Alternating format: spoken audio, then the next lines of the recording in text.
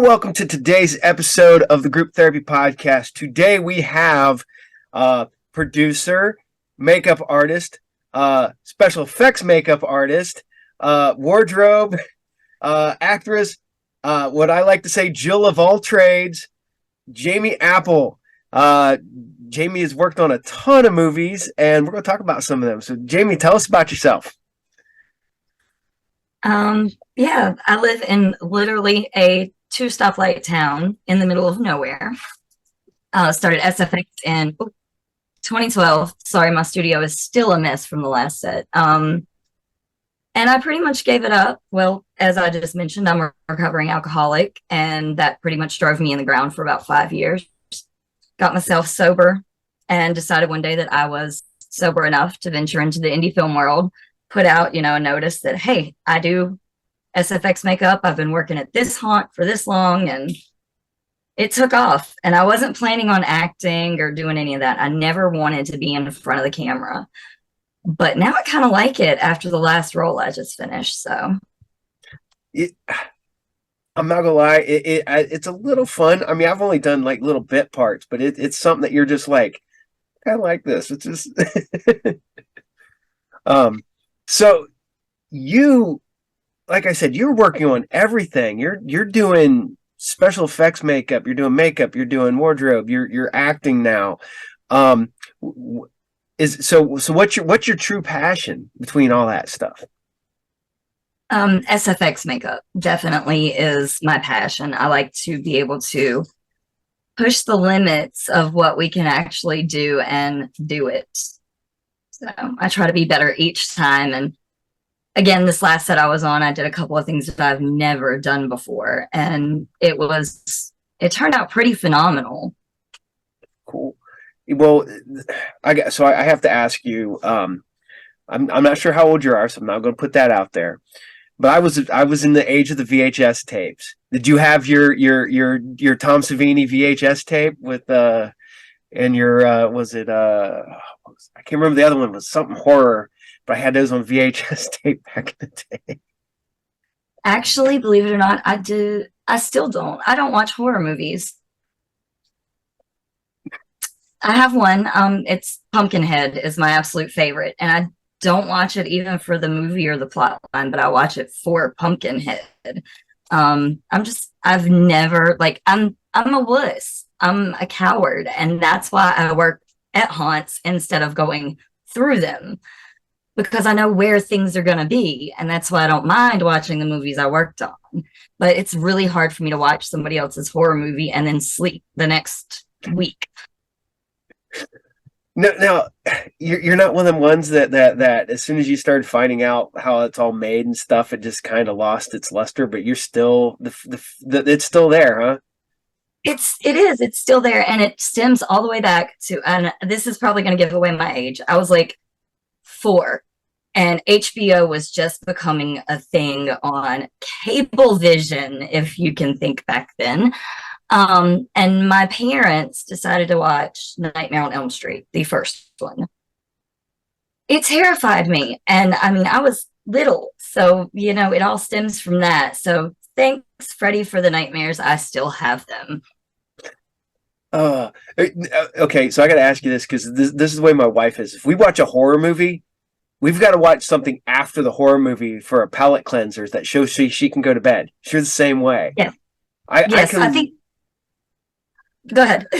I can literally watch a horror movie and fall asleep while I'm watching the horror movie, no problem.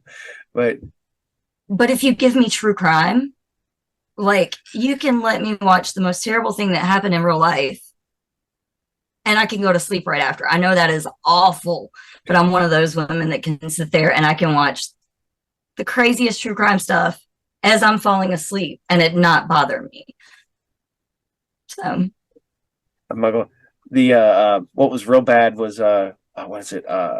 Cold Case Files, or no? One of those is on like a Roku channel, so it streams all the time. I used to just turn that on and then go lay down and go to sleep. So I'd have that playing in the background to help me sleep. Yeah, my newest favorite is Murder on the Bayou. It's actually, I think, on Paramount, but I turned it on and like binge watched all of it because I'm from the South. So I was like, these people actually have my accent. Holy cow. Because I get told, like, I do a lot of filming up north, Yeah. and everybody's like, oh, you have the cutest Southern accent. I don't hear it, but everybody else does. I go down south or I go up north because I live in Ohio. I go visit family in Michigan or I go visit family down south, and they're like, "Man, you have the craziest accent." I'm like, I don't think I have anything. This is like the generic white American accent. Right. And uh, I just bless you for being in Ohio. That state is the bane of my existence when I travel from North Carolina to Illinois because, with makeup equipment and now lighting and sound gear, we can't fly. mhm. So we have a huge diesel truck that we fill up with everything and transport. And going through Ohio kills me every time. Like, one minute you're way up here, the elevation is like sky high, and then you're like, there's no gas stations. It's crazy. Like, if you want to be in the middle of nowhere, go to Ohio. Amazing filming. Well, it's what was it for me? It was Kansas because there's nothing in Kansas, just flat. And That's to how be Illinois is. the problem with gas stations is it's the east side of Ohio, and I don't know why. Because once you get out of a certain area of Ohio, gas stations everywhere. But when we used to go to Pittsburgh and stuff like that. So we'd stop, and you'd be driving late at night, and you're just like, oh, there's a gas station, and it's closed. And you just keep driving, There's a gas station, and it's closed. And I'm almost out of gas. I don't know what we're gonna do.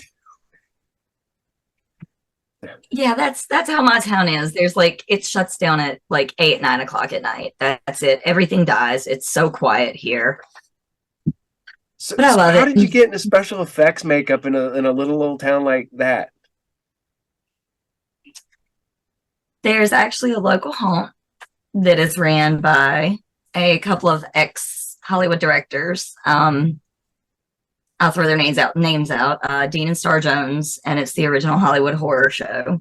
Okay. I wanted to work there so bad. Like, I always saw their signs, and I was like, well, I want to go be a haunt actor. And I went out there, like, on the off chance that they were there. I met Dean, and he kind of let me come in early in the season, learn how to do the masks, the prep work, they're ready to go. And that was a really good experience.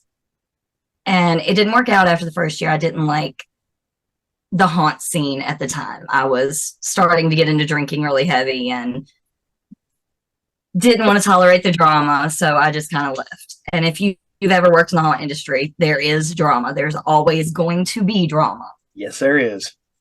So I left, and I was under contract, so I had to take a 4-year cool down period. And when I quit drinking, I joined a campground, and they had a volunteer haunt. Every year, the proceeds go to the North Carolina Leukemia Lymphoma Foundation. This year, I left, but this year they were able to donate over $20,000. Pure donations. Wow. No profit.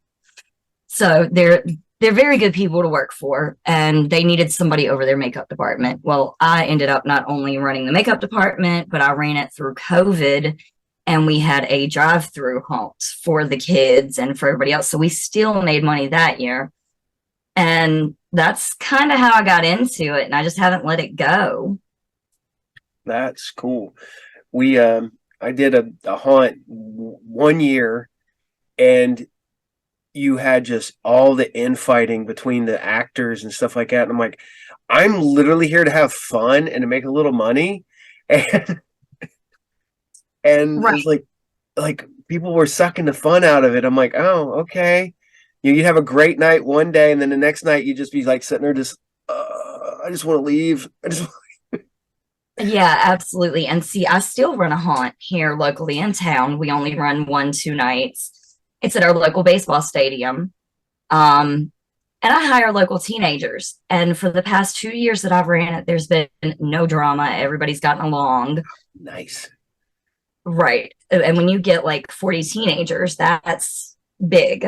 So that's kind of how I got my nickname, Mama Monster. I become everybody's mother.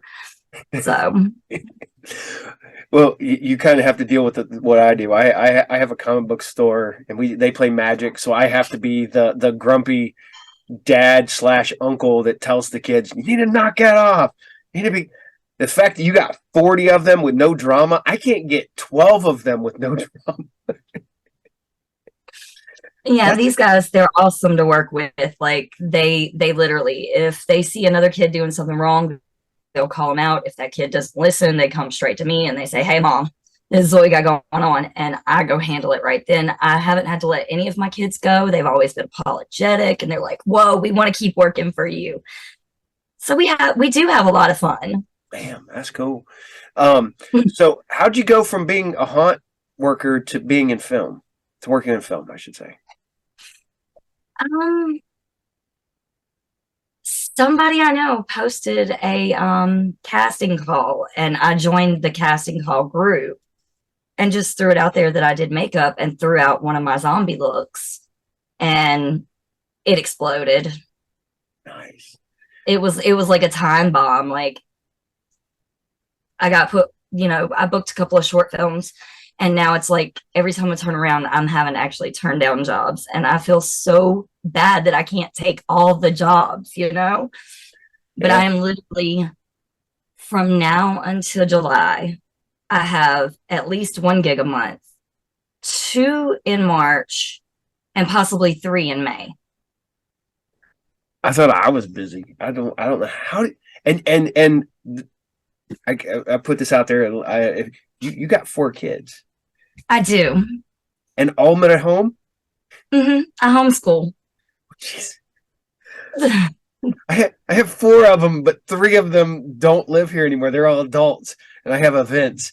And My oldest is now 19, so she hasn't found her path yet, and I'm not rushing that. I told her, I'm like, you can live at home as long as you want, and I actually pay her to care for her siblings when we go on our shoots, and she loves it, so gives her extra money, and she has her own little petting zoo, so it takes care of her zoo.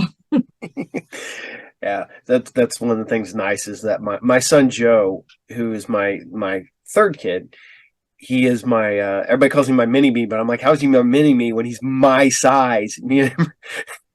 um, he's here. He works for me at my shop. He gets paid, but I also, since he lives with his brother across town, because that was another thing is my kids. We let them stay at home until they're ready. My oldest son that lived at home, he's stockpiled money, and then he bought a house because he'd just been stockpiling money for. And I'm like, there's a house available. Do you want to buy it? We can get it for cheap. And he's like, I don't know. And I'm like, you're 20, because he bought it 2 years ago. So he was 24 years old. I'm like, buy a house. I didn't buy my first house till 2 years ago. I'm 48. I was like, I wish I would have done that when I was 20. So, Oh, no. um, but you're working on movies. Your Right, husband. that's what my husband did. He bought. Oh, Oh no, sorry. Go ahead. go ahead. Go ahead. Your husband bought.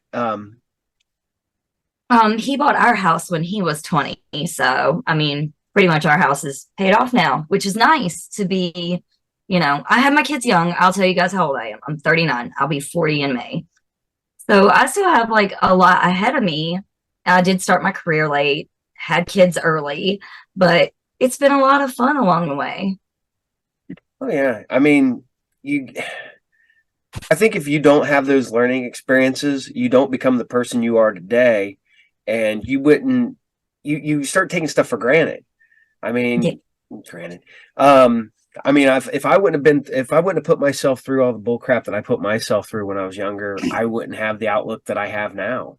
So sometimes you got to go through hell to get where you are. So absolutely. Yeah, and excuse me. I'm still getting over a sinus infection that I got when we went to Illinois. The air is so dry there. And then coming back to North Carolina where it's so humid, it has killed me. Um, I've been preaching a lot on my page about women being positive to other women because mm-hmm. that's one thing in this industry I cannot stand. Don't be catty to other women. My best friend in this industry is Angel Bradford. She is my bestie. We do a lot together, and we share our successes, we share our failures, and we pick each other up when we need it. And that's how all women should be. And that's the women I want around me. Yeah, it's unfortunately because I've seen this locally because we have a pretty good thriving indie film area in the Dayton area. But you see the people working with the same actors and same actresses, but like either the directors don't get along, or and you're just like, man, you guys are using the same people in the same area.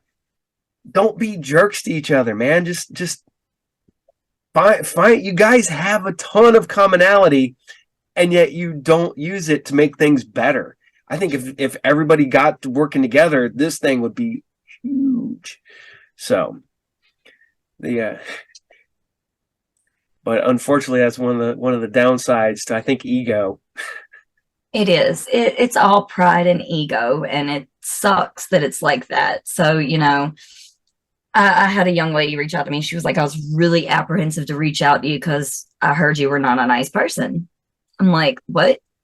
So she asked me a couple of tips, tricks, pointers, and I gave her all the information she wanted to know. Mm-hmm.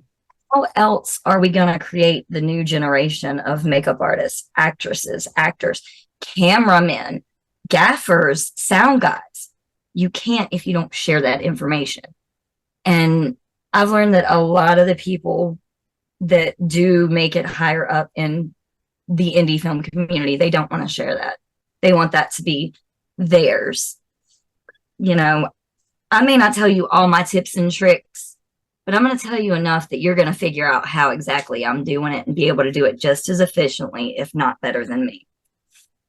Yeah, it's sad that people want to hold that over others, and I think all that does is hinder everybody. Then, I mean, that comes to any job. There's all these people who, I've worked in factories where guys will literally like, hey, I need to learn how to do this machine. Yeah, hold on a second. They'll like put their hand so you can't see what they're doing. I'm like, we work together. We work in the same field. Why are you doing this? But no, talking about Angel, awesome girl, had her on a couple weeks ago. Oh man, I can't wait to have her back on. She was so much fun. She's my adopted daughter. We do a lot together, and we've become very close. And if anybody hurts her, I'm going to hurt them. Like literally mama bear vibes when it comes to Angel. Oh god, she hurt me a little here when we talked because we were laughing and I said something about her mom. I was like, we were talking about how old she was, and I was like, how old were your parents? She goes, oh, my mom will be 46. I'm like, oh my god, I'm even older than your mom. That's great. Because I've been a horror fan. I've helped with my friends that have worked on movies. I've written movies that have never seen the light of day and will probably never see the light of day. But I all do it as a what do you want practice, is something to keep my brain going. Because as you said, I've told many people this. I'm a former alcoholic, and I try to keep myself busy because if I don't, there's always I don't want to drink. I don't want to have that drink. But like during COVID, when everything shut down and I'm just depressed at home, and you're just like, I can't do nothing. I can't leave. I'm stuck. And you look over and it's like, man, I could definitely have a drink. And then it's like, nope. Mm-mm, mm-mm. So I kept busy. Okay. And my wife's like, yeah. It's upside down, but it's my AA tattoo. Nice. I that's great. I mean, AA works for people. I got sober once, fell off the wagon, got sober again, and it was literally I'm sitting there drinking one time, and it wasn't even like I was drinking much. I'd gotten down to where it was like next to nothing, and we're at a bar celebrating, and I took a drink and I slid it across the table and went, I'm done. And my wife's like, you ready to leave? I'm like, no, I think I'm done drinking. And I haven't had a drink 9 years ago. Wow. So I'm like, well, I'm coming up on I'm coming up on 6 years. I wish it would have been that easy. But when I finally quit the last time and haven't picked it up since, I was laying in a hospital bed. And my doctor walked in, looked at me, and said, I'm going to go get those kids out in the waiting room right now because you need to tell them goodbye. Jeez. Yeah. See, I don't put this out here a lot. When I was young, I was living apartment. I was the party guy. I was the only one of my friends that had an apartment, so everybody came to my house to drink and party. And one night, I've been with my wife now. In October, we'll be together 30 years. And she came to my apartment because we were kind of on again, off again. We were kids at that time. And she came in, she found me, and I was laying on my front room floor, and my skin was like green and purple. I had drank so much, I'd gotten alcohol poisoning. And I don't remember it. She said she grabbed me, started shaking me, yelling at me, telling me to wake up, and told me that she was going to tell my grandparents. And as soon as she said that, my eyes rolled back out from back of my head and went, no, I don't want my grandma mad at me. And it took a while, but I finally got my shit together, and I never want to do that again. I don't remember it at all. No clue. I still remember some of the bad days, but I don't remember many good days drinking. Like, I don't. It's mostly the bad. And, props to the people that can have a drink and put it down. Yeah. I'm proud of them. My husband is one of those. I don't keep him from drinking. Nope. He can drink anytime he wants. Yep. I just don't want it. And I work a lot with the Acrostar film family. That's S.J. Herman, all them. They will occasionally take a shot as a family, either before or after shooting, whatever, just, as a good luck gesture. Mine's always apple juice or sparkling water, but I still grab the shot glass because it's a toast to all of us. Yep. Did the same thing at my friend's wedding. Everybody's drinking champagne. I think I had iced tea in a champagne glass. I was like, ding, congratulations, blah, blah, blah. Drank it. And it's like, all right, now I'm going to go back over the table. Because if anybody ever wonders, this is always iced tea. I get picked on set because I carry around a 2-liter of ginger ale. And that's my drink for the day. Everybody knows if I'm not carrying a bottle of water, that's Jamie's ginger ale. So, well, hey, congratulations! You're kicking ass, and that's awesome. I'm happy when I hear these great stories about people getting sober and stuff like that. And sometimes, like I said, when I was able to walk away from it that last time, everybody's like, oh, "How'd you do it?" I'm like, "I just walked away." And somebody's like, "It wasn't that hard." I'm like, surprisingly enough, no, it was nice. And I'm never, haven't gone back, nothing. So. Right. I'm like, man, why didn't I find these opportunities sooner? Why didn't I start doing this sooner?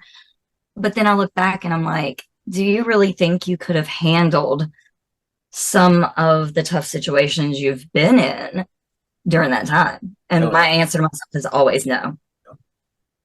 So yeah. So I gotta get back to movies here. Yes.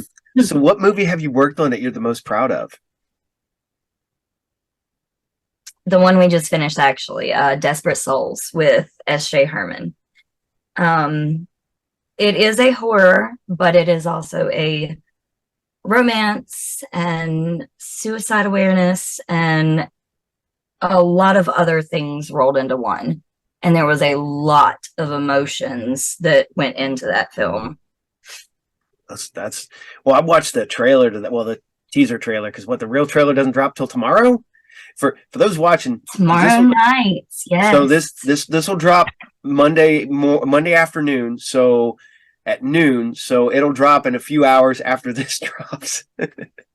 So go find the Desperate Souls trailer that drops at what time? 8 p.m. Central. 8 p.m. Central. Okay, so which is, 9. I think 9 Eastern. Yes. 9 EST. I And we actually have an event on Facebook. If you just look up me, Jamie Apple on Facebook, I'll have it on there. But we're actually doing a live trailer tomorrow night, and we're going to do a Q&A with the cast and crew while we're watching it and after. So I'll drop my link for that. cool. Yeah, I'll put that at the end of the show, and we'll have that ready to go. Now, with all the stuff that you're doing, doing movies. Do you get out to conventions or anything at all? Actually, yeah. Last year was actually my first horror convention. It was Carolina Fear Fest. Matt Burns actually invited me out to that, and I'm doing that again this year because it always falls on my birthday weekend. Nice. But other conventions I have not made it out to yet because I haven't had time. It's crazy. Well, I'll tell you the same thing I told Angel. I'm a guest at a convention in Virginia coming up in September. Oh, cool. It's a Haunted Screams Expo, and I got invited as a guest because of my show and whatnot. And I also interviewed the guy that runs it. He's got two personas. I'm not sure which one he wants to go by, but his latrum is he's the little demon dude with the ears. He does Haunted Scream Expo, and I think it's like the 12th and the 13th of September. I'd have to double check on that one. But yeah, last year I got to interview what I call the Hellraiser guys. So it was Gary Tunnicliffe, Mike Regan, and Paul Taylor. So it was the last Pinhead, and then Gary had worked on every Hellraiser from 3 to 10 for Dimensions, and Mike had worked on every one from 4 to 10 for Dimensions, not including all the other stuff. And oh man, them guys had stories were all kinds of. And Gary, I don't know if you've ever met him. If you ever get a chance, he's awesome because he doesn't care. Because he's like, I'm retired now. I'll burn bridges. So he'll tell you about everybody. Oh wow. Yeah, because we had the discussion about actors and actresses that have gotten married. That he goes, yeah, I told him that was gonna be a train wreck 10 years ago or whatever. Now, see, oddly, all the Hellraiser movies, they never scared me ever. Like, I watched them. They're more of like a body torture, body mutilation. Oh, yeah. So it doesn't really scare me. That's more of a, oh, wow, how did they make that muscle look like that? Oh, Frank, when he skinned in that move in 2, yes. That is impressive. Same way with Julia, with the when she's reforming. Oh, man. Oh, yeah. So okay, so I have to ask you. You're not a horror fan though. What's your go-to movie? Actually, my go-to is somewhat horror, but it falls back into that body torture. House of a Thousand Corpses is probably my favorite movie just to pop on when I'm working and just let it play over and over again. Oh man. Hey, that's another thing. The horror convention in September, Dr. Satan will be there. Well, see, the fun thing is I can't do film work in September because I'm setting up my haunt. Oh. So there is a chance that I can sneak up there for the weekend and come. That'd be a lot of fun. Hell yeah. And even if we get you up there, we'll get you into the after party and the whole 9 yards. So I got to hang out with Bonnie Morgan from the Ring movies, and we got to hang out with I can't remember his name, the little dude that was the stand-in for Chucky and the newest Leprechaun. Oh wow. Yeah, but yeah, those guys were having a blast, and it's I'm not going to mean I don't want to sound mean, but one of the best things ever is the little guy walking around with his bottle of beer. And he's so small that it looks like a champagne bottle in his hand. Oh gosh! And yeah, I have one funny story, but I'm not going to share it. She'll share it with you if you ever meet her. Nancy Ritter from Scream, the Scream bathroom. She actually has become one of my very close friends. Like we text each other back and forth. And she'll message me and be like, hey, are you going to be at this convention? If so, I want you with me. Like, I was not supposed to be a handler or anything at Carolina Fear Fest, and I ended up being her handler, made sure she got back to her hotel. She got me to drive her through McDonald's. It was great, but she has stories to tell if you have time for them. Yeah, definitely. We'll have to have that discussion sometime off the air. So Mhm. see, that's one of the problems is because people will tell me these stories and they're like, "Are we done filming?" I'm like, "Yeah," and they're like, "Oh, I got stories." I'm like, "Damn it!" Right, uh, right. I did an interview, I don't know, about 3 months ago, and it ends, and we're already going long. We're already like almost 2 hours. We continue talking for another hour after the show because he just tells me stories, and I can't tell any of them. Wow. Yeah, I have some of those, and I'm like, gosh, I wish I could tell them because it would make everybody laugh so bad, so hard, like pee your pants laugh. But it's that little voice in the back of your brain that goes, no, they'll never tell you anything again. So I Exactly. just keep it in. That's where I'm at. That is where I'm at. And before we get too far, I have to say, you killed it when you dressed as Cruella last year. Aw, That shit was awesome. thank you. There's some more in the works. I can't wait. We got a couple more things going on. Clarence has got some cool things coming up. He is so much fun. He was the photographer.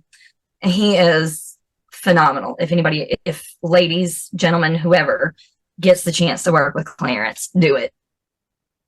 So, Like I said, that I was sitting there, I was like, because it took me a second. I'm not gonna lie, I didn't know that was you at first when you first posted it, and I was like, scroll back, went, oh, damn, that's impressive. I was like, shit. Um, so, well, um, thank you. now, okay, we've talked about doing horror. If you could work in any other genre of films, what other genre would you like to work in?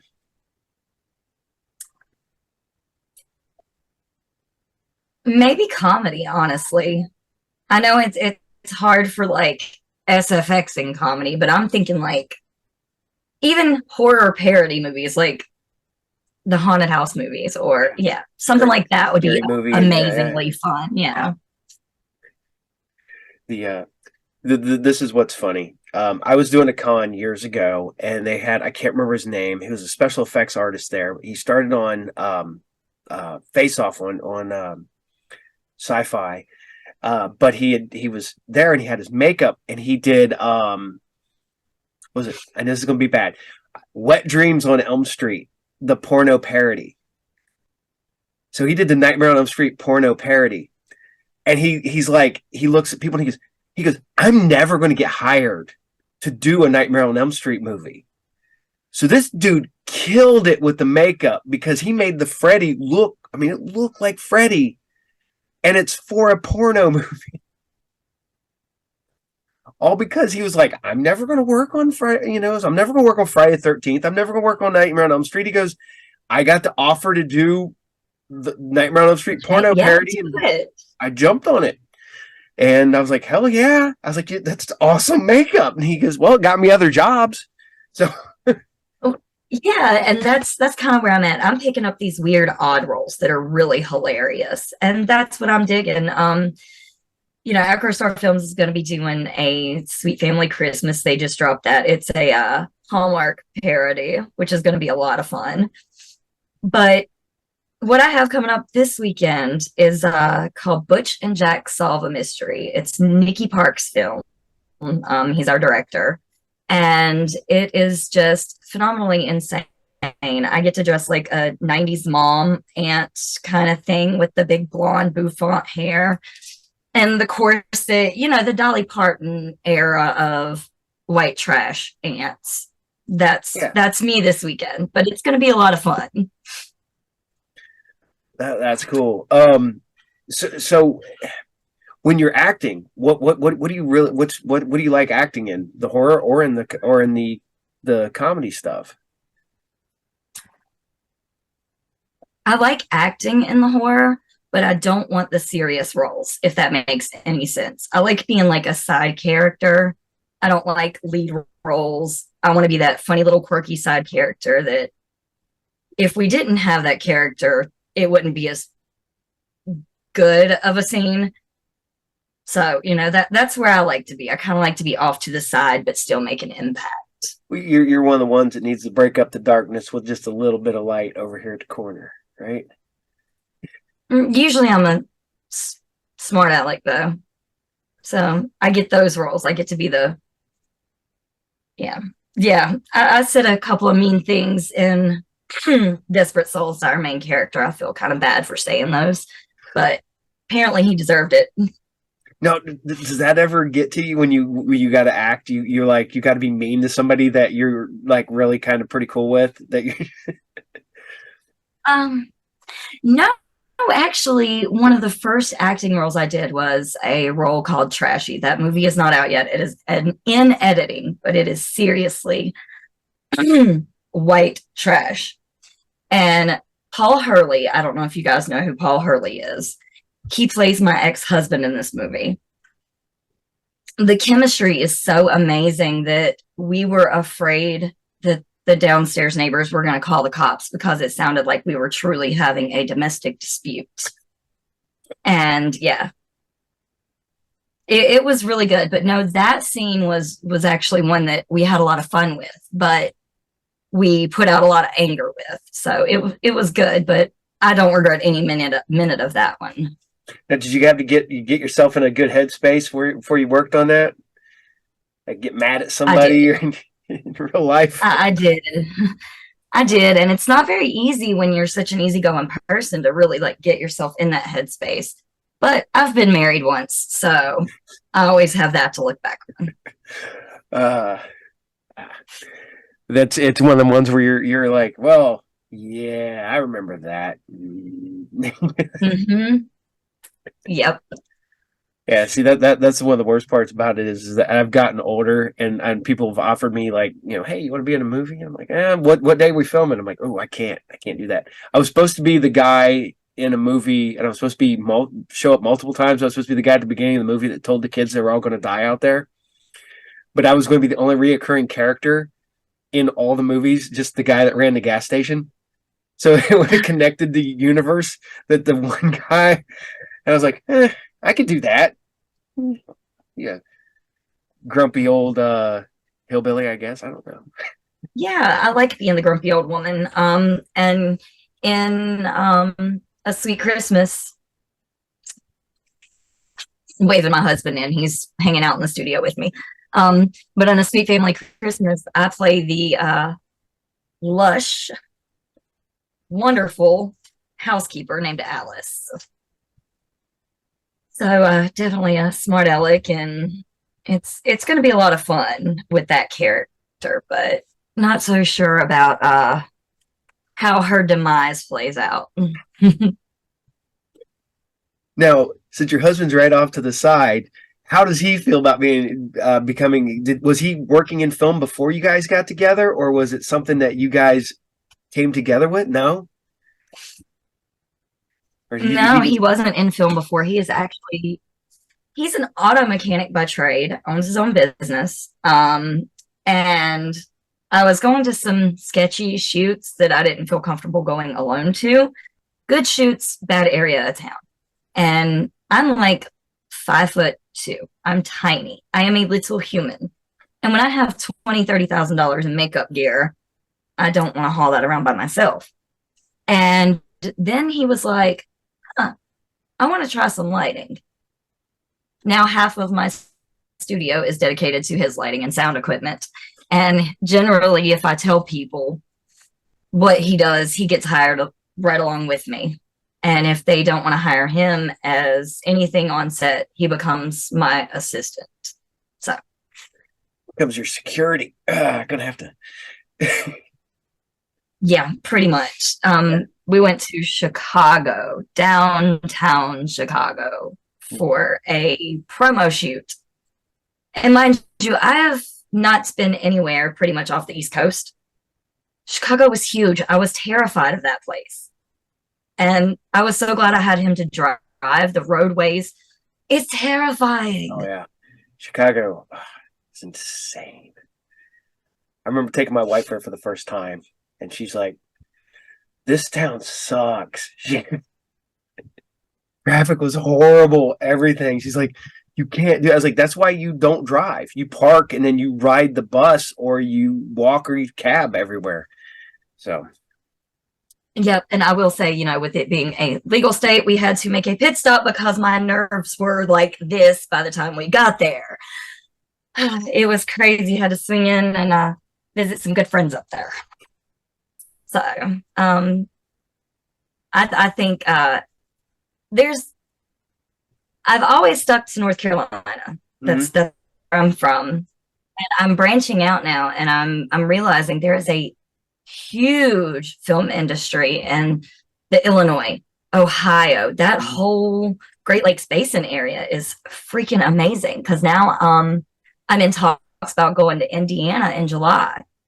I've driven through Indiana but never been there, so I'm pretty excited about that too. A lot of people, they want local talent, and I'm like, I'm willing to travel, just hire me. And it took a while for people to give me that shot.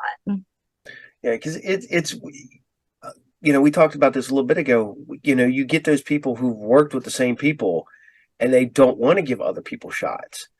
And I've told a couple of my friends locally, I'm like, man, you should give. You always have the same actresses, you have the same actors, you got the same effects people, you've got the same sound guy, you got the same guy doing music, you got everything from every movie to every movie. Mix it up, man. Bring in somebody new just to be the star. You could keep everybody else, or bring in a new special effects person, or bring in this, because all it's going to do is make things bigger and expand your work people. I don't know how to call them. Expand your horizons. Yeah. And but there's people that I know people that they have the same actress every movie, same actors every movie. And I'm not gonna say it's bad. It's not. I mean, you get that rapport with those people, but I think it does kind of stagnate after a while. And like I said, there's people, I love their stuff, but literally you go in there and it's like watching the next movie, even though it's a completely different movie. It's the same people playing just slightly different roles, and you're just like, okay. Right. And then you're shutting out these actresses like Angel Bradford, who are more than just a pretty face. Like, that is the thing. I cannot wait for Desperate Souls to come out, for you guys to see her. Not me, not everybody else, her and those lead characters. They all stepped out of their comfort zones for this. And I literally cried watching Angel doing some of these scenes. So I cannot wait for you guys to see it. Well, I know you worked on Mothman with her. And it's funny because I'm not going to lie. When they're doing the interview in the restaurant with the people, you're sitting there with her, and I'm like, when I first watched it before I met her, I was like, oh, they just got people that work there that and I'm like, no, that's an actress, okay, and she did a really good job, and and I told her I was going through and I found where you do your sizzle rolls and stuff like that on her Facebook page, and I was going through and watching her bits, and I found what Debbie Does Demons, and I was laughing at it. And then I'm like, where can I get this? And she goes, it's not out yet. So I found the director, and which is Farmer, Don, I believe. I got a hold of him. Yeah. I'm like, so when does this come out? He's like, May. I was like, good. I need a copy. And now I got an interview with Don coming up. So next week. Yeah. Angel, she is a phenomenal actress. And like I said, Desperate Souls gives her more of a depth. Like, I've seen her go through sadness, loss, anger, frustration, everything in that film. And to film a feature-length film with that many emotions in 7 days, it takes a lot out of you. And she rode from North Carolina to Illinois with us. She's always my travel buddy too. So if we're on the same set, we're definitely riding together. It just makes it easier on everybody. But she is definitely gonna be around. Like, you're gonna see her face a lot after this film comes out, even more. Oh, It's like she keeps posting. She's like, got another movie role, got another role. I'm like, congratulations, jeez, man. I wanted to go leave some for somebody else. She's and now you're nailing all these upcoming movies too. Damn, congratulations. So Yeah, talked to Christopher Gatros, side quest. I had already been in talks with him about doing the makeup, and he's like, "Hey, you should send in your audition for Liz." And like last week, he goes, "I'm down to like 5 of you for Liz's role, and I don't know who to give it to." And I was like, "Well, if I'm not good for the role, don't give it to me." That's how I am. If somebody else fits that role better. Well, I got word that I did get the role. He was like, it came down really, really tight, and I'm like, that was the first role that I actually auditioned for. The rest have just kind of been like with the Aunt Brenda role in Butch and Jack. I filled in for a reading, and then he offered me the role. So you I'm kind of actually supported it. I'm scared to actually audition for things because I don't think I can handle much more. So See, I've been offered jobs at weird places. We were at Horror Hound, oh god, like 10 years ago, and this dude walks up to me and he goes, "You an actor?" And I'm like,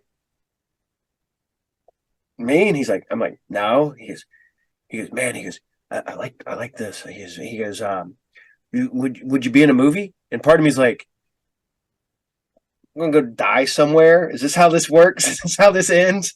And he's like, "No, I'm casting for it was basically a I don't even know what happened to it. I don't know if whatever happened. I've never been able to find it, but I guess they were casting for a hillbilly Kentucky Manson family type movie, and he wanted me to be the weird cult leader because I had the beard. I had at the time I still had hair.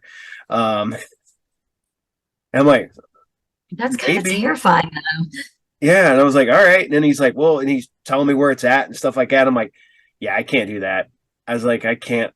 At the time, I had a full time job. I was like, I can't take because I would have had to leave Friday morning when I got off work, drive all the way to Southern Kentucky, shoot everything, drive back Sunday afternoon, then go back to work Sunday night, and then start my week all over again. For I think they were shooting 5 weekends in a row, but that was it, just weekends. And I'm like, nope. Sorry, man. I'll pass. Thank you, I guess. Thanks, but that's not feasible for me, homie G. Mm-hmm. But then part of me wanted to go, Oh, why do you think I look like a cult leader? I don't. Oh man, seriously. Stupid internet. Oh, sorry, my internet's been acting stupid lately. But yeah, mine's being stupid too. I thought it was mine.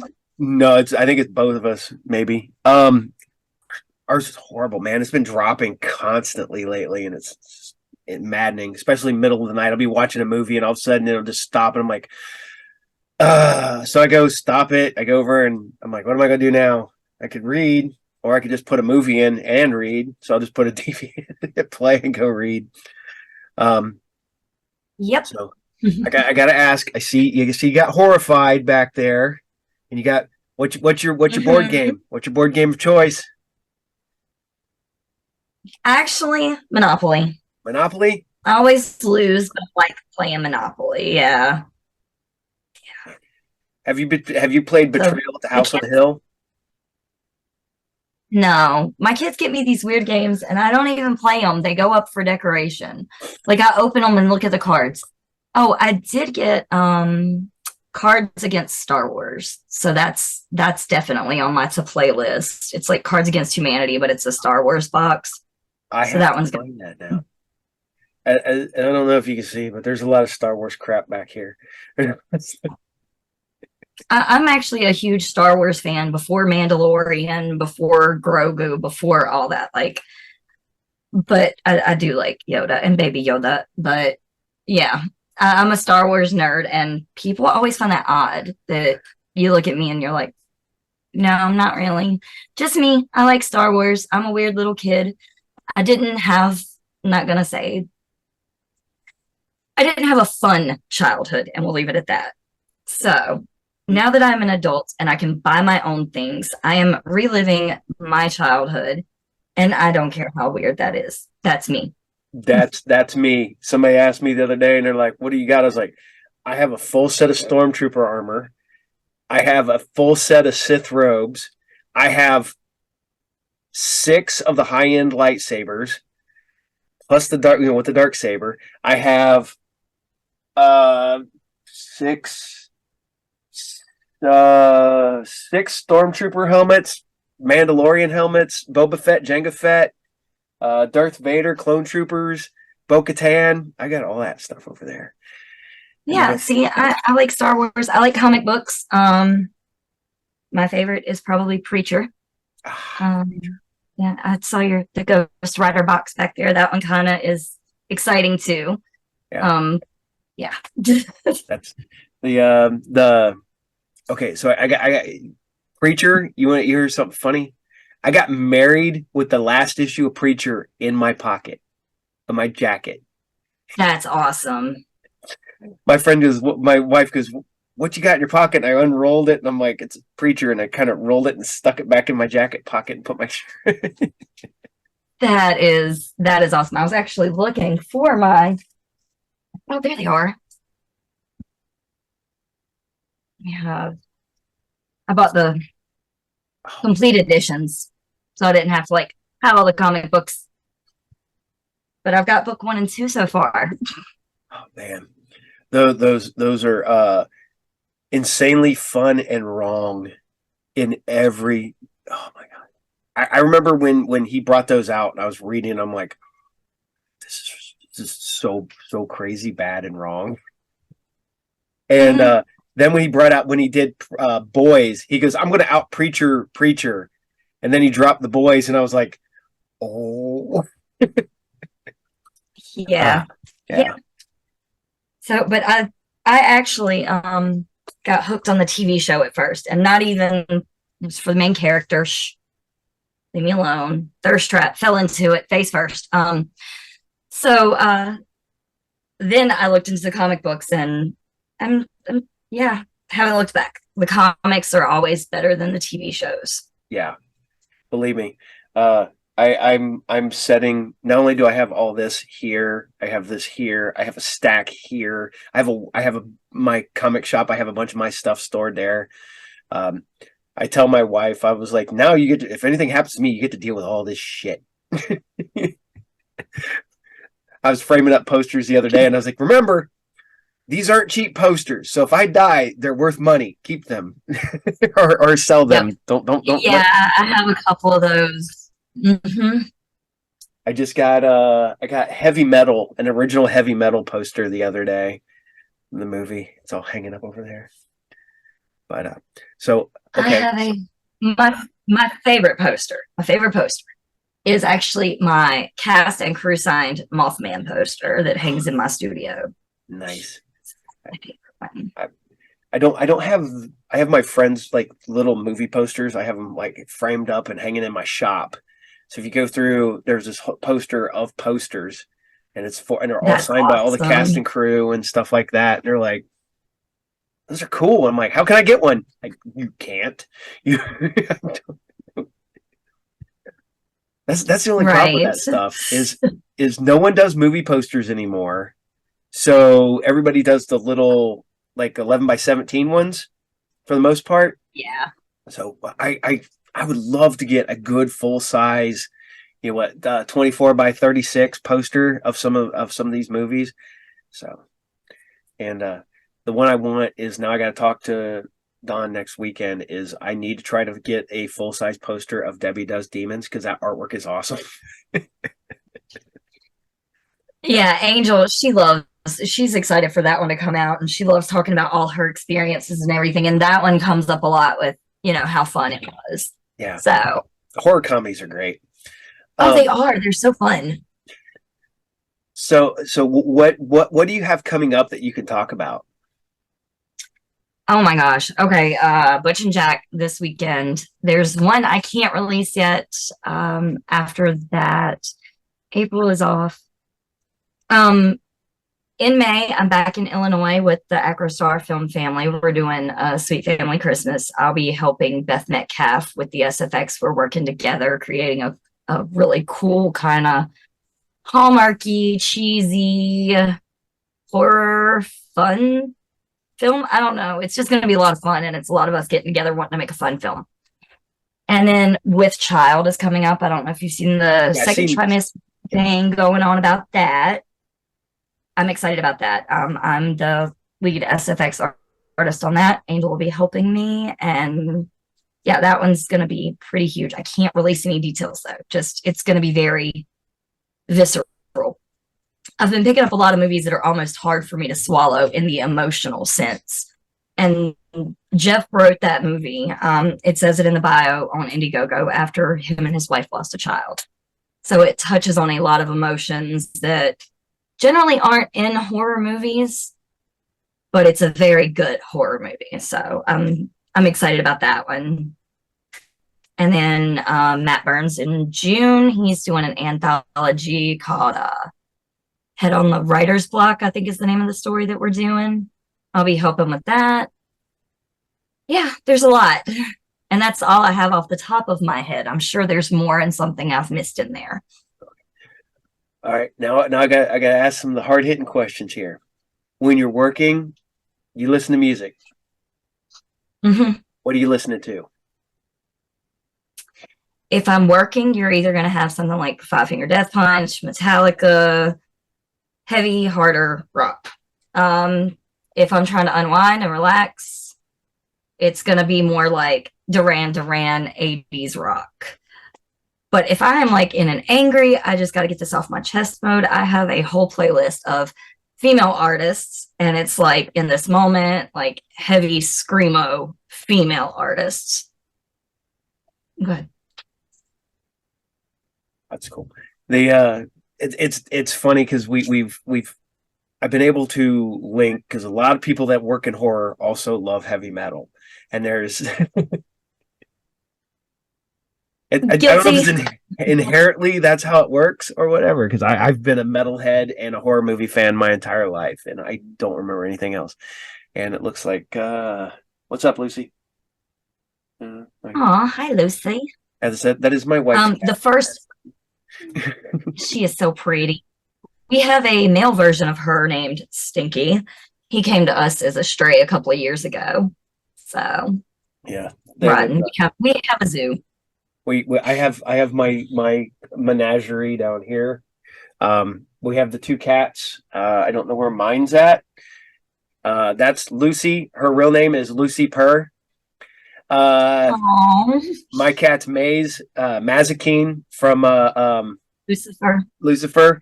And I have my little fat corgi down here who was named Lucy, but when we got her, we already had the cat, so she became Lulu. And then the dogs outside are Courage, my other corgi, and my wife's mutt dog Abby, because my kid named her because he was watching Abby. I have a 15-year-old mutt named Lila, and she was named Delilah from Sons of Anarchy. I was laying on the couch and the newest episode came on and Delilah was revealed, and I'm like, that's your name, kid. She was actually found in a dumpster, so she's we don't know what she is. She has like half a tail. She's almost weenie dog like. But yeah, she's pushing 15 now. She's my old woman. All of our dogs are my wife's dog, the mutt, is a oops dog that a woman she worked with's friend had. They thought their dogs were getting fixed fast enough, but they weren't, because the dog was already pregnant when they went to go take it to get fixed. And then my corgi, my little fat one, Lulu, she was a retired breeder dog, so we got her. And then Courage was a little corgi that the people didn't want him, so they just surrendered him to the animal shelter. My mom happened to be volunteering there that day, and she's like, do you still want another corgi? And I went, yeah, I do. And so now I have Courage, and he's Courage the third because he's the third Courage we've owned. So that's adorable. But, oh man. So with everything you got going on, Um, do you find time to get to do anything else? You get to go to concerts? Do you get to go see movies? Do you get to read a book? No. No. No, because usually if I'm not working on something, I'm reading through scripts of something I have upcoming, making things, or doing things with the kids. Like me and the kids, we watch, me and my oldest daughter, we are Grey's Anatomy fanatics. We have probably binge watched Grey's 2, 3 times. We like to go back to the familiar, but we'll just sit and play card games, sit around talking, and let our favorite shows play in the background. Another one, our other favorite one is Shameless. We actually, when I went to Chicago, went to the Shameless house and sat on the front porch. And they have a little sign on the door. Do not approach unless you're going to pay the fee. They charge you $20 for a group. Just sit on their porch. That's reasonable. Heck You're yeah. interrupting their daily lives, busting up in their fence. And it tells you, don't come in unless you're going to pay. So we dropped our little $20 in the slot and took our picture. Damn, that's cool. That's cool. Now I got to ask. Now, how do your kids dig horror? Are they into what you're into? Yeah, actually they are. My daughter is actually going to a set in May with me. She's going to actually start learning camera work. My oldest son has been a PA. He was a PA on Mothman, helped us out there. He's into all that, but he's more of a musician now. He started playing guitar, and I can never get him away from it long enough to go to a movie set. And my two younger kids, they're both actors in my haunt. They love it. My youngest, she's been acting in a haunt since she was 5. Nice. So it's good they being love able to the horror. keep the family going there. See, my kids are like, nah, Dad, I don't want to do that. But Yeah, I have to be careful because my kids will try to stow themselves away and come with me on movie shoots. They're completely on board with it. Like, especially my oldest daughter, she's like, Mom, you've been raising kids for 19 years. It's your turn to go live your dreams, go have fun. And that's such an awesome feeling that I raised poignant enough adults that they're able to see, hey, that there's more to just being a mom. yeah, well, I had that kind of experience a while back because I went through. We were poor. I mean, we dirt farmer poor, and my kids, I always tried to make sure they didn't go without anything, And my son goes like, "Man, they're adults now." And they're like, "We didn't realize we were poor." I'm like, "Then I guess I did a good job." And my son Joe, he has no desire to ever step in front of a camera.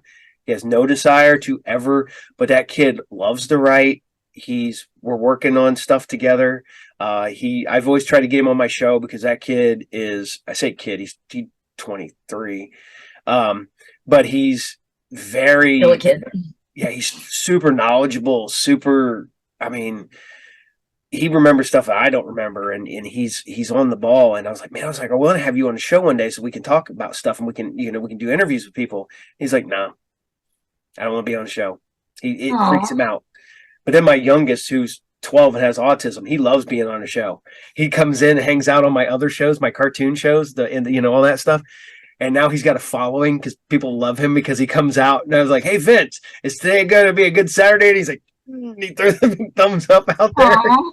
And people love him. And I'm like, hey, thank you my kid loves being, I was like, this is great. So.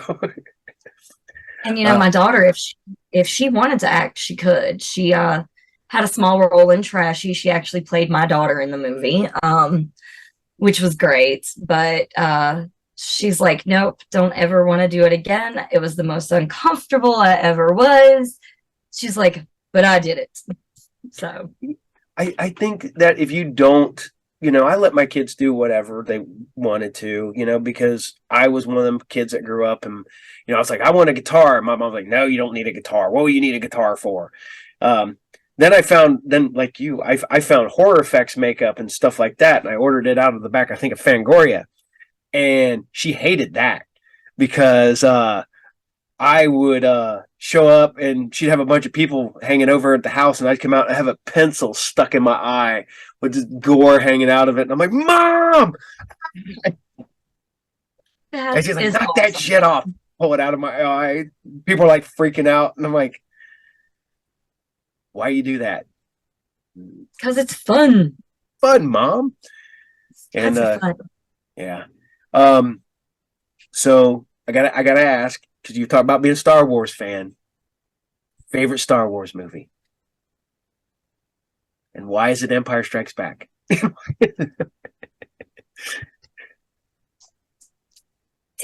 it. Yes, it is Empire Strikes Back, I think. Yep. I don't know. I like them all. Like, I really do like them all, and it's hard to just pinpoint one favorite. Um, well, I don't like the Clone Wars. I don't like the Clone Wars. You I don't don't like claim Clone Wars? no. I didn't like Clone Wars. You the cartoon, you couldn't get into it? No, I couldn't. I couldn't. I'm not a cartoon fan. With a lot of times the cartoon adaptations to me, I guess it's my ADHD brain or whatever, but they don't fit what I like. So I props to whoever likes them, but I never liked the Clone Wars. But like all the real Star Wars, the makeup during that time, during the first three Star Wars, the makeup was something we're still trying to figure out today. Like, whoa, how was that even done? Because they didn't have the caliber of things we have today. No. And it was so far ahead of its time that's why Star Wars is probably my favorite, movie series of all time. Yeah. It's we have this discussion because people are like, "Oh, I hate uh Disney Star Wars. I hate the prequels, or I hate this and this." I'm not gonna lie, I was not a fan of Phantom Menace. I took a while for me to actually kind of appreciate some aspects of it. I still don't love the whole thing, but as I say to this day, if the Star Wars music kicks in and I don't feel something here, then I need to stop watching Star Wars. Because every Yeah. time there's a Star Wars movie, every time me and my son come here every Wednesday and we watch the newest Star Wars. We watch Bad Batch, we watch Clone Wars, we've watched all that. Now next week we'll watch The Mandalorian. And my wife to this day goes, I wish I could have filmed you guys losing your shit at the end of Mandalorian when Luke Skywalker showed up. Because me and my son were sitting there like, we're sitting over here on the couch with the TV and we're watching it. And all of a sudden the alarm goes off and that one lone X-Wing comes in. And I'm like, Mm-hmm. oh, oh. And I'm like, I turned into 10-year-old Paul again. And that got me Yep. all excited. And she goes, you guys were so funny. She goes, because we both were like, oh my God. And then when his lightsaber ignites, you're just like, oh. And I'm like, I turned into such a little Right. kid. And I don't want to And lose that's the that. thing. That's the thing about Star Wars. You think about, us. It Mhm. has literally spanned our lifetime. Mm-hmm. And that is something we've grown up with. And we've Mm-hmm. seen all the Star Wars memorabilia. So when an iconic character like Luke Skywalker comes back like that, how else are you supposed to react? Like, I think the 10-year-old in all of us came out. We were all squealing. I know I did. It's great. It's one of the best, and it was a moment I got to share with my kid, which was so awesome. And it's one of the ones that I still love to this day. Just me and him are like this anyway, so it's awesome. Um, but I do have to ask you again before we're getting close to the end here. You talk about do you get to go to concerts at least? Oh my gosh, I haven't been to a concert in probably 3 years. The last one I went to actually was Trans-Siberian Orchestra. My husband took me as a Christmas gift, and it was so much fun. But before that, yeah, it had been a while since I actually went to a concert. So That's one thing I decided 2 years ago. I'm like I said, a metalhead. I love going to hear music. I listen to my music while I'm editing and doing work in here in the basement. And I finally got to the point where I'm like, I'm going to concerts. I don't care anymore. if I have to like, I'll make sure somebody covers me at my shop so I can go.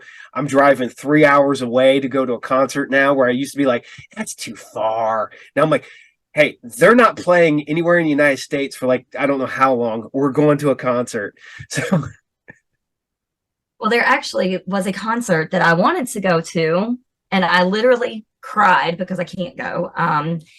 It is Stevie Nicks in North Carolina the first week in May, and I will be in Illinois on a film set. well, I might make you cry here a little bit. I bought my wife Stevie Nicks tickets for Valentine's Day. She wanted to go, and she was talking about how I was like, all right. So I started looking them up online, and of course, the one seats were stupid expensive, and they were all sold out at the Mm-hmm. lower seats. So I bought seats that I could afford, and they were still. It's all for me and her both to go. It's almost $400, But and still, it's a that is like the best Valentine's Day gift ever. She will never forget that. and Did she cry? I go, hey, I was like, I got you something. And she's like, well, what'd you get me? And I was like, well, I can't hand it to you. And I held up my phone with the ticket. I'm like, you're going to go see Stevie Nicks. And she's like, are you going with me? I'm like, yeah, I'm going with you to see Stevie Nicks. Because I didn't get with her because her other Oh, two of her bands are Aerosmith and Stevie Nicks. And I paid for her to go see Steven Tyler in Detroit, and I couldn't go. And so she took one of her best friends, and now she's like, "You're going with me, right?" And I'm like, "Yeah, I'm going with you to go see Stevie Nicks because that's." And the same day, I end up buying my son's tickets to go see the band Health, which is a synthwave band, and we're going to go see that. So I bought them concert tickets for Valentine's Day too, because that's what dads do. Cool dads do. That's right. No. yeah. um. All right. With everything you got going on, you like I said, you're booked until like July minimum. Jeez. It's later, probably August. Um, I'm just amazed at you guys. Like I was talking to Angel, it's like you guys are working constantly, and that's amazing and cool, and that your guys are kicking ass and you're putting out really good quality content. And I don't know how to explain.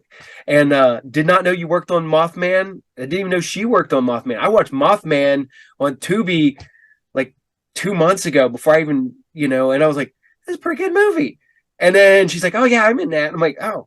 And then I found her, and then I found you worked on. I'm like, holy crap, that's a great. Yeah, I have one of the Mothman wings hanging on my wall that I made for the film. So yeah. Okay, before before Um, before we end this tonight, I gotta ask: yes. do you have a favorite piece of memorabilia from the movies you worked on? Yes, but I can't show it. Not yet. August 2. It again is from Desperate. Okay, It's from Desperate Souls, and it's actually from my own kill scene. I wanted to keep it, so I kept the piece for that. nice. That was a lot of fun, and I can't wait till you guys see that. We did some crazy shooting for that. I actually got to film one of the scenes, so that was a lot of fun. It was a POV perspective for Angel, where we're looking at her, so that was a very fun shot. Um, I did my own stunts, so I got to fall off a bar stool. That was fun. So actress, producer, makeup, special effects, makeup, wardrobe, stunts. Hold on, it gets better. It gets better. Hold on. There's a scene in there.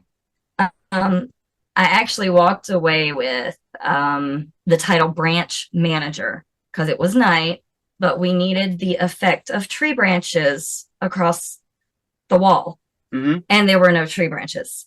So our DP walks outside, grabs some limbs, tapes them together, and says, come on, you're the new branch manager. And I stood with the tree branches above my head and out of shot so we could get that beautiful effect. So you're a branch manager, but you've also you're a stand-in for a tree. You're a stand-in. Oh, and I was a garden gnome on that set. The wind was terrible and we had to have a light outside. I know, all these funny stories. The wind was terrible and it was like 16 degrees. I mean, it was cold. So I grabbed my husband's thick coat and two really big, thick fleece blankets. And I'm standing out holding this light pole. And they're inside filming, looking out the window, laughing at me. And the wind catches my blanket and blows it away. So I go to grab it and I look like I'm out here dancing. And of course, they all have a conniption fit laughing inside, not realizing that I am really struggling because my blanket's going into the cornfield. So yeah, that was my garden gnome experience and I didn't like it.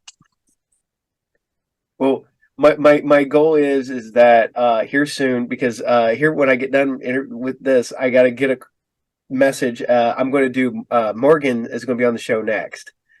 But I'd like to get all three of you guys. I'd like to get you, Morgan, and Angel on a show together, and I'd love to hear all the stories because I think and this has been fun, and I can't wait to hear more stories. And I'm gonna put this out there. I don't know if you're booked, but June 4th, I'm having my convention here in my little hometown. I do a comic book / convention, and you're more than welcome to come up and get you a table and do all that fun stuff. So, but you're busy. I understand. But we're planning November, so hopefully that'll be a 2-day. So, that would be fun. Yeah, definitely. All right. Well, I don't want to waste up any more of your time today because you are a busy woman, and keep kicking ass, and tell your husband doing a great job on holding the being a gaffer and a light guy. And congratulations again on staying sober. Congratulations on all the stuff you're doing and everything. And I can't say that enough. You're kicking ass and taking names. So keep it up. And yeah, thank you so much for having me. Yep, you're welcome. Anytime if you got something that you want to talk about, sometime you got an upcoming movie you're working on, whatever, give me a message. If I have to sneak you in on a Tuesday night at 11 o'clock at night, I will work with it. I mean, I don't go to bed till about 2 a.m, so I'm pretty good here. So, but yeah, definitely. So, again, thank you so very much. I will put your links and stuff here at the end of the episode, and I'll put links to your upcoming movies and stuff like that, and your IMDb page. And you mind with your Twitter, your Facebook, all that stuff? You good with that? Sending those links out? Yeah, go ahead. I don't have Twitter, but I have Instagram, TikTok, Facebook, all that. Okay, cool. I will put that at the end. Like I said, I'll work on this tonight, and I will have this up tomorrow. Fingers crossed. If the internet doesn't go out and I don't have any issues, it goes up tomorrow at noon Eastern Standard Time. So, all right. Well, thank you so very much. This has been great. You're an awesome person. I can't wait to meet you guys in person. And hopefully, like I said, if you can't come up, maybe you can come up to us when we're going to be over in Virginia. I'll send you the link to that on Facebook here. So yeah, please do. Absolutely. So, all right. Well, you guys have a good night and have fun and be careful on all your journeys and trips and stunts of falling off bar stools. I have not done that sober, so I am pretty. It was pretty hard, actually. Just saying, sober is a lot harder. Oh, I do have one bar story, and then I'm going to have to let this go. We used to go to this one bar, and we had these 3 spots over by the wall, up front at the bar. Me, one of my best friends, and another guy we used to hang out with. We came in one night. We walk over, and there's these 3 dudes sitting at our bar stool, and we're just like, dude, those are our seats. And the guy goes, man, we've been here for like an hour. I was like, no, you don't understand. Those are our seats. And he goes, I don't see your name written on it. I said, get up. And he got up. I flipped the bar stool over, and I had written my name on the bar stool. I was like, That's me. I'm Paul. And he's like, oh. And they get up and leave. And then my buddy looks at me and goes, aren't you glad you grabbed your stool and not mine? Because that would have been horrible because I flipped it over and it said Dante. And but it started out as a joke because it was one of them, I don't see your name written on or whatever. So I took a Sharpie from one of the waitresses and I wrote it on the bottom of the bar stool and then flipped it over. That's awesome. But yeah, yep. that's my drunken bar stool. I wasn't even drunk yet. I had just walked in. So you were just going to knock somebody off your bar stool. That's what it was. Right. You don't sit on my bar stool. So same way with my couch over it. My couch is falling apart and my wife has her side, which is in good shape. My side of the couch is falling apart. That's my side of the couch. Yep. So, all right. Well, you have a good night. Thank you so very much. And one of these days, we're going to have to hear some more stories. So, absolutely. All right. Well, you take care. See you. You too.